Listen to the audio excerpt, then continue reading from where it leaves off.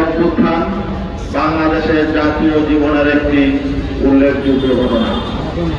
1971-এর মুক্তিযুদ্ধের পর এটা হলো বাংলাদেশের জন্য সবচেয়ে বড় ঘটনা।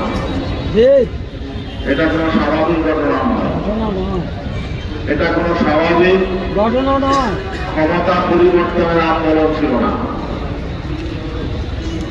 এই জুলাই অভ্যুত্থান এটা ছিল আমাদের দীর্ঘদিনের বৈষম্য, নিপীড়ন, নির্যাতন এবং সমাজে বিভিন্নভাবে নিপীড়িত জনগোষ্ঠীর একটা রুদ্র বিষয়ের চরম বহিঃপ্রকাশ।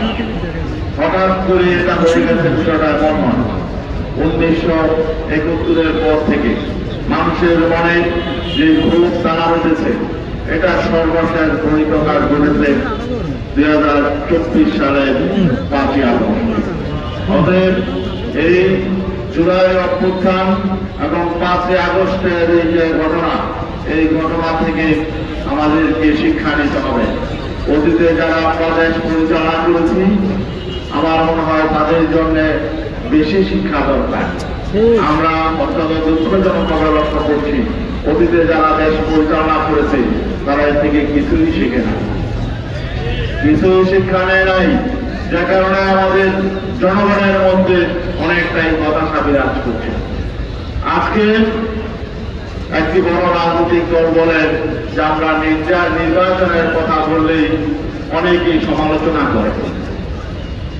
কেন নির্বাচনের কথা বললে মানুষ সমালোচনা করবে? কেন নির্বাচনের কথা বলবেন? যারা প্রতিবাদ বিরোধী আন্দোলনে মাঠে ভূমিকা পালন করেছিল তারা কেন সমালোচনা করবে? কারণ হল আমরা এই এক প্রতিবাদকে তাড়িয়েছিলাম। আমরা জুলাই অভ্যুত্থানে আমরা এত ত্যাগ, এত রক্ত দিয়েছিলাম একটি নতুন বাংলাদেশ বিনির্মাণের জন্য। আমরা অতীতে দেখেছি 1971-এর পরে অনেকেই ক্ষমতা এসেছিল, কিন্তু কেউই জনগণের প্রত্যাশা পূরণ করতে পারে নাই।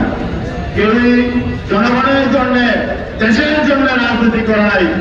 আমরা দেখেছি অতীতে যারাই ক্ষমতায় ছিল প্রত্যেকেই তারা নিজেদের স্বার্থে রাষ্ট্রীয় ক্ষমতা ব্যবহার করেছে, দলীয় স্বার্থে রাষ্ট্রীয় ক্ষমতা ব্যবহার করেছে।